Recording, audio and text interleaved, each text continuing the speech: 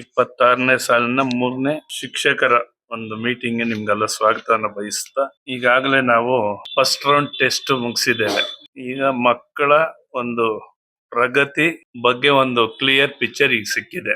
ಅದ್ರಲ್ಲಿ ಈ ವರ್ಷದಲ್ಲಿ ಸುಮಾರು ಫಸ್ಟ್ ಸ್ಟ್ಯಾಂಡರ್ಡ್ಗೆ 9 ಮಕ್ಕಳು ನೋಡಿ ಮೇಡಮ್ ಹಾಕಿ ಬೇರೆ ಬೇರೆ ಶಾಲೆಗಳಿಂದ ನಮ್ಮ ಶಾಲೆಗೆ ಒಂದನೇ ಅಂದ್ರೆ UKG ಟು 10th ಸ್ಟ್ಯಾಂಡರ್ಡ್ ವರೆಗೂ ಸುಮಾರು 88-90 ಮಕ್ಕಳು ಅಡ್ಮಿಷನ್ ಆಗಿದ್ದಾರೆ. ಈಗ ಆ ಮಕ್ಕಳ ಬಗ್ಗೆ ಕ್ಲಾಸ್ ಟೀಚರ್ಸ್ ಅವ್ರ ಪ್ರಗತಿ ಹೆಂಗಿದೆ ಅಂತ ಹೇಳ್ಬೇಕಾಗ್ತದೆ. ಈಗ first standard madam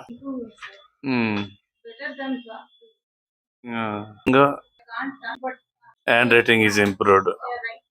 Before how? Before there was not even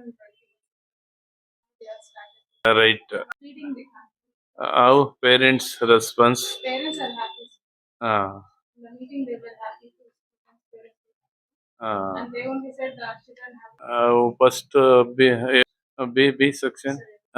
students going to the last how they are very Happy. handwriting, reading also they are trying. In our school, previous students They are better. excellently they are Any parents complaint? no, sir, they were happy. They are happy.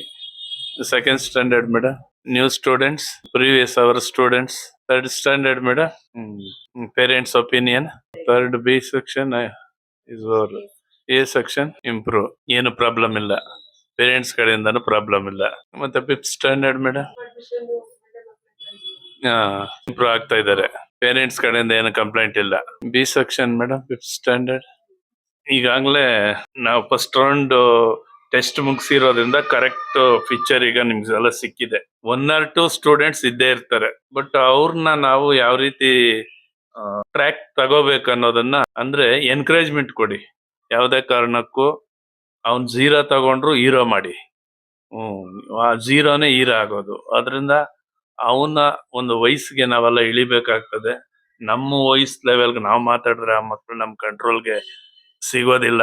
ಆ ಮಕ್ಕಳಿಗೆ ಏನು ವಯಸ್ಸಿದೆ 6 ವರ್ಷ 7 ವರ್ಷ 8 ವರ್ಷ ಆ ವಯಸ್ಸಿಗೆ ನಾವು ಇಳಿದು ಆ ಮಕ್ಕಳಿಗೆ ನಾವು ಒಳ್ಳೆಯ ಮನಸ್ಥಿತಿ ಬರುವಂಗೆ ನಾವು ಅವ್ರಿಗೆ ಕನ್ವೀನಿಯನ್ಸ್ ಮಾಡಿದಾಗ, ಎನ್ಕರೇಜ್ಮೆಂಟ್ ಮಾಡಿದಾಗ ಎಂತ 0 ಇರೋ ಮಕ್ಕಳನ್ನು ಹೀರೋ ಮಾಡ್ಬೋದು. ಈಗ ಹಲವಾರು ನಿದರ್ಶನಗಳಿದಾವೆ.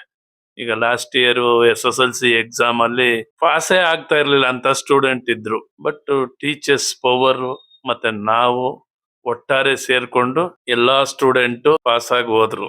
ಅದ್ರಲ್ಲಿ ವಿಶೇಷವಾದ ಪಾತ್ರ ನಿಮ್ದಿದೆ.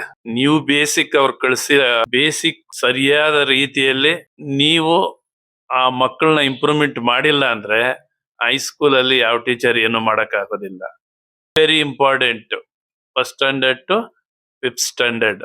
ಅದರಿಂದ ಯಾವುದೇ ಮಕ್ಕಳಿಗೆ ಮನಸ್ಸಿಗೆ ಬೇಜಾರಾಗೋ ರೀತಿ ಯಾರು ಮಾತಾಡಬೇಡಿ. ಎನ್ಕರೇಜ್ಮೆಂಟ್ ಕೊಡಿ. ಅವನು ಏನ್ ಬರ್ದಿದ್ರು ಕರೆಕ್ಟ್ ಬರ್ದಿದೀಯಾ, ಇನ್ನ ಸ್ವಲ್ಪ ಚೆನ್ನಾಗಿ ಬರಿಬೇಕು, ಈ ತರ ಎನ್ಕರೇಜ್ಮೆಂಟ್ ಕೊಡಿ. ಯಾಕೆ ಇವೆಲ್ಲ ಹೇಳ್ತಾ ಇದ್ದೀನಿ ಅಂದ್ರೆ ನಮ್ ಸ್ಕೂಲ್ ಬರೋಂತ ಸೇರ್ಸಿರ್ತಕ್ಕಂತ ಪೇರೆಂಟ್ಸ್ ಏನು ಆಗರ್ಭ ಶ್ರೀಮಂತರಲ್ಲ. ಎಲ್ಲ ಗಾರೆ ಕೆಲಸ ಮಾಡೋರು, ಹೌಸ್ ವೈಫ್ಗಳು, ಆಟೋ ಡ್ರೈವರ್ಗಳು, ಮಿಷನರಿ ಕೆಲಸ ಮಾಡೋಂತ ಫ್ಯಾಮಿಲಿಯಿಂದಾನೇ ಬರೋರು. A to Z ಜವಾಬ್ದಾರಿ ನಾವೇ ತಗೊಳ್ತಾ ಇರೋದು. ಈಗ ನಾವ್ ಏನ್ ಇಲ್ಲಿ ಮಾಡಿ ಕಳಿಸ್ತೀವಿ ಆ ಮಕ್ಕಳು ಅಷ್ಟೇನೆ. ಮನೇಲಿ ಏನು ಪಾಪ ಕೆಲವು ತಂದೆ ತಾಯಿಗಳು ಅವ್ರ ಕೆಲ್ಸಕ್ಕೆ ಹೋಗಿ ಬರೋದೇ ಸರ್ ಹೋಗ್ತದೆ. ಆ ಮಕ್ಕಳ ಬಗ್ಗೆ ಗಮನ ಕೊಡೋದಿಲ್ಲ. ಅದರಿಂದ ಪ್ರತಿಯೊಂದು ನಾವೇ ಜವಾಬ್ದಾರಿ ಹೊತ್ಕೋಬೇಕಾಗ್ತದೆ. ಈಗ ಒಳ್ಳೆ ರೀತಿ ನೀವೆಲ್ಲ ಕೋಪರೇಷನ್ ಕೊಟ್ಟು ಪ್ರತಿಯೊಂದು ಮಕ್ಕಳ ಪ್ರಗತಿ ಬಗ್ಗೆ ಪರ್ಸನಲ್ ಆಗಿ ಇನ್ವಾಲ್ವ್ಮೆಂಟ್ ಕೊಟ್ಟು ಆ ಮಕ್ಕಳನ್ನ ಇಂಪ್ರೂವ್ ಮಾಡ್ತಾ ಇದ್ದೀರಾ. ಪೇರೆಂಟ್ಸ್ ಕಡೆಯಿಂದನೂ ಒಳ್ಳೆ ಒಂದು ಒಪಿನಿಯನ್ ಬರ್ತಾ ಇದೆ, ಬರ್ಲೇಬೇಕು. ಪ್ರತಿಯೊಂದು ಮಗುನು ಆ ಮನೆಯನ್ನ ಬೆಳಗ್ತಕ್ಕಂತ ಅಮೂಲ್ಯವಾದ ಜ್ಯೋತಿಗಳು. ಯಾರೇನು ದಡ್ರಲ್ಲ. ಆಸ್ ಎ ಬರ್ತ್ ಈಗ ಅವರ್ ಸೆಲ್ಫ್ ನಮ್ಗಳನ್ನೇ ತಗೊಳ್ಳೋಣ. ನಾವೇನು ಹುಟ್ಟುತ್ತಾ ವಿದ್ಯಾವಂತರಾಗಿ ಹುಟ್ಟಿಲ್ಲ ಅಥವಾ ವಿದ್ಯಾವಂತರ ಫ್ಯಾಮಿಲಿಯಲ್ಲಿ ಹುಟ್ಟಿಲ್ಲ. ನಾವು ಬಡ ಕುಟುಂಬದಲ್ಲೇ ಹುಟ್ಟಿರೋದು. ಬಟ್ ಆ ಸಂಸ್ಕಾರ ಸಂಸ್ಕೃತಿ ಇದೆಯಲ್ಲ ಅದನ್ನ ಕಲ್ತ್ರಿ ನೀವೆಲ್ಲ. ಕೋಟ್ಯಾಂತರ ಜನ ಇದ್ದಾರೆ. ಈಗ 5 ಕೋಟಿ ಜನ, 5 ಕೋಟಿ ನಮ್ಮ ಕರ್ನಾಟಕದ ಪಾಪ್ಯುಲೇಷನ್ 5 crores. 5 ಕೋಟಿ ಜನನು ಟೀಚರ್ ಆಗಕ್ ಆಗೋದಿಲ್ವಲ್ಲ ಹೇಳ್ರಿ. ಇವೆಲ್ಲ ನಮ್ಮ ಹಿಂದಿನ ಜನ್ಮದ ಪುಣ್ಯಗಳು. ನಾವೇನೋ ಅರ್ಧಕ್ಕೆ ನಿಲ್ಸಿ ಬಂದಿದೀವಿ. ಈಗ ಅದನ್ನ ಮಾಡ್ತಾ ಇದೀವಿ. ಎಕ್ಸಾಂಪಲ್ ನನ್ನೇ ತಗೊಳ್ರಿ, ನನ್ಗೆ ಈ ಪ್ರೊಫೆಷನಲ್ ಅಲ್ಲ, ಅಗ್ರಿಕಲ್ಚರಿಸ್ಟ್. ನಾವು ನೋಡಿ ಹೆಂಗೋಗಿ ದೇವ್ರು ಈ ವಿದ್ಯೆ ಕೊಡುವಂತ ಒಂದು ಕ್ಷೇತ್ರಕ್ಕೆ ನಮ್ಮನ್ನ ಕರ್ಕೊಂಡು ಬಂದ್ರು. ಅಂದ್ರೆ ನಮ್ಮ ಪೂರ್ವ ಜನ್ಮದಲ್ಲಿ ಏನೋ ನಾವು ಅರ್ಧಕ್ ನಿಲ್ಸ್ ಬಂದಿದೀವಿ, ಈ ಜನ್ಮದಲ್ಲಿ ಅದನ್ನ ಫುಲ್ಫಿಲ್ ಮಾಡ್ತಾ ಇದೀವಿ. ನೀವು ಅಷ್ಟೇ ಹಿಂದಿನ ಜನ್ಮದಲ್ಲಿ ನೀವು ಮಾಡಿದೀರಾ, ಬ್ಯಾಲೆನ್ಸ್ ಇದೆ, ಈಗ ಅದನ್ನ ಫುಲ್ಫಿಲ್ ಮಾಡ್ತಾ ಇದೀವಿ. ಅದರಿಂದ ನಿಮ್ಮಿಂದ ಪ್ರತಿಯೊಂದ ಮನೆಯಲ್ಲಿ ಇರ್ತಕ್ಕಂತ ಆ ಮಕ್ಕಳ ಭವಿಷ್ಯವನ್ನ ರೂಪಿಸುವಂತ ಶಕ್ತಿ ನಿಮ್ ಕೈಯಲ್ಲಿರ್ತದೆ.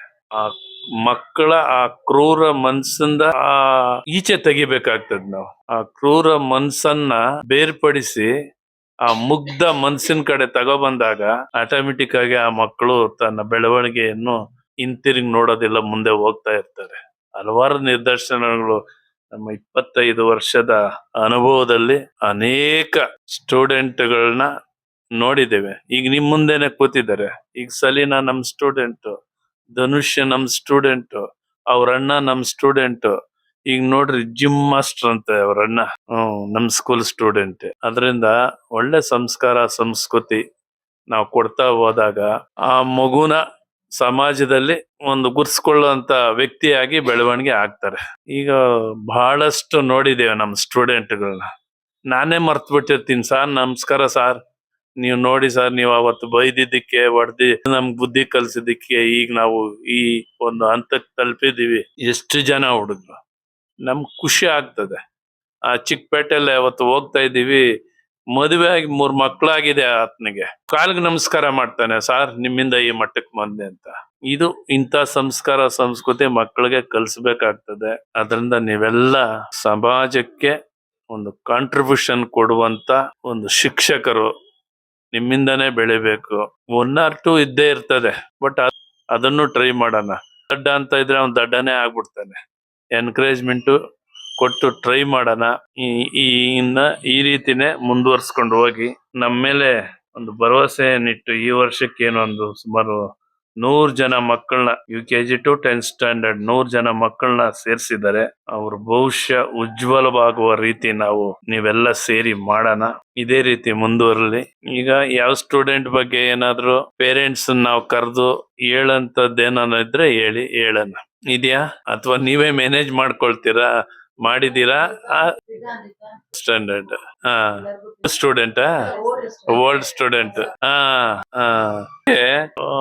ಟೈಮಲ್ಲಿ ಅಡ್ಮಿಷನ್ ಇಲ್ಲ ಅಂದ್ರೆ ಗುಳು ಅಂತ ಅಳ್ದು ಕೈ ಮುಗ್ದು ಬರ್ತಾನೆ ಆಫೀಸ್ ರೂಮ್ಗೆ, ಸಾರ್ ನನ್ನ ಅಡ್ಮಿಷನ್ ಮಾಡ್ಕೊಳ್ಳಿ, ನಾನು ಇನ್ನ ಯಾರಿಗೂ ಯಾವುದೇ ರೀತಿ ತೊಂದರೆ ಕೊಡೋದಿಲ್ಲ ಅಂತ.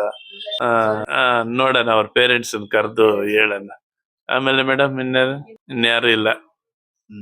ಎಲ್ಲ ನೀಟಾಗಿ ಅಪ್ ಟು ಡೇಟ್ ಆಗ್ತಾ ಇದ್ದಾರೆ. ಏನಮ್ಮ, ಏನ್ ಅನ್ಸ್ತಾ ಇದೆ? ನಮ್ ಸ್ಕೂಲು ಸ್ಟೂಡೆಂಟ್ ಟೀಚರ್ ಆಗಿ ಬಂದಿದೀಯಾ? ನಿಂತ್ಕಮ್ಮ. ಈಗ ಏನ್ ಅನ್ಸ್ತಾ ಇದೆ? ಖುಷಿ ಇದೆಯಾ ನಿನ್ಗೆ? ಚೆನ್ನಾಗಿ ಬೆಳವಣಿಗೆ ಆಗ್ಬೇಕು ನೀನು.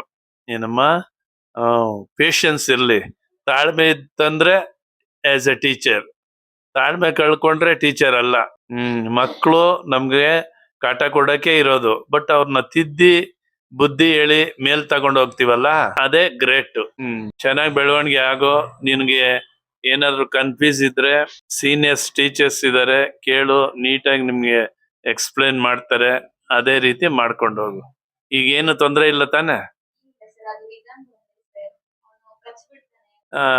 ಈಗ ಕರಿತೀನಿ, ಪೇರೆಂಟ್ಸ್ ಕರಿತೀನಿ.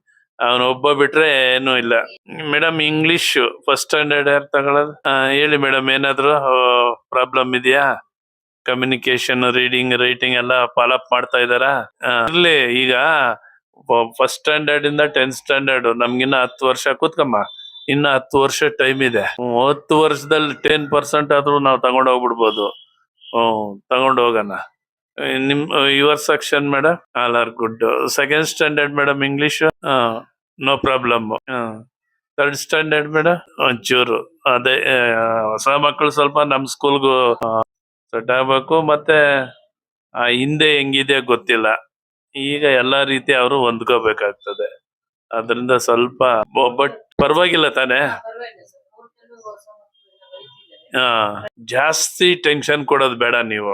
10% ಆಗ್ಲಿ ಈ ವರ್ಷ, ಬರೋ ವರ್ಷ 20% ಆಗ್ತದೆ. 100% ಹೋಗ್ಲಿ. ಈಗ ಅದನ್ನ ಕಂಪಲ್ಸರಿ ಆಗಿ ನೀವ್ ಹೇಳಿ ಮೇಡಮ್.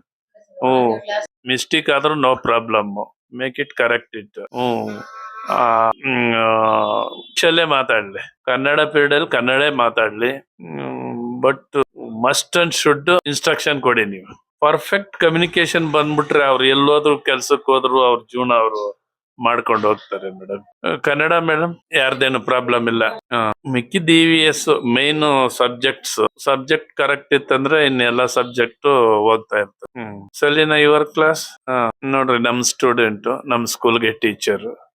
Okay set. ಸರಿ ಮೇಡಮ್, ಇನ್ನೇನು ಇಲ್ವಲ್ಲ ಕಂಪ್ಲೇಂಟ್ಸ್? ಓಕೆ ಮೇಡಮ್, ಆ ಮಕ್ಕಳ ಭವಿಷ್ಯನ ರೂಪಿಸಂತ ಶಕ್ತಿ ನಿಮ್ ಕೈಯಲ್ಲಿದೆ. ಆ ಮಕ್ಕಳಿಗೆ ಆ ಕ್ರೂರ ಮನ್ಸಿಂದ ಬಿಡಿಸಿ ಮುಗ್ಧ ಮನ್ಸಿನ ಕಡೆ ತಗೊಳ್ರಿ. ಸಂಸ್ಕಾರ ಸಂಸ್ಕೃತಿನ ಕಲಿಸಿ. ಅಲ್ಗೂ ನಮ್ ಮಾತ್ ಕೇಳಿದ್ರೆ ಆ ಪೇರೆಂಟ್ಸ್ ಕರೆದು ಹೇಳೋಣ. ಕೇಳಿ ಒಟ್ಟಾರೆ ಆ ಮಗು ಒಳ್ಳೆ ಪ್ರಗತಿ ಹೊಂದಿ SSLC ಬರೋಷ್ಟರಲ್ಲಿ ಫಸ್ಟ್ ಕ್ಲಾಸ್ ಆಗಿ ನಗನಗ್ತಾ ನಮ್ ಸ್ಕೂಲ್ ಬಿಟ್ಟು ಅವ್ರನ್ನ ಮುಂದಿನ ವಿದ್ಯಾಭ್ಯಾಸ ಕಂಟಿನ್ಯೂ ಮಾಡ್ಬೇಕು. ಆ ಲೆವೆಲ್ಗೆ ನೀವೆಲ್ಲ ಪ್ರಿಪೇರ್ ಮಾಡ್ತೀರಾ ಅಂತ ನಂಬಿದೀವಿ. ಮಾಡ್ತೀರಾ. ದೇವ್ರು ನಿಮ್ಗೂ ಒಳ್ಳೇದ್ ಮಾಡ್ಲಿ, ಆ ಮಕ್ಕಳಿಗೂ ಒಳ್ಳೇದ್ ಮಾಡ್ಲಿ. Thank you.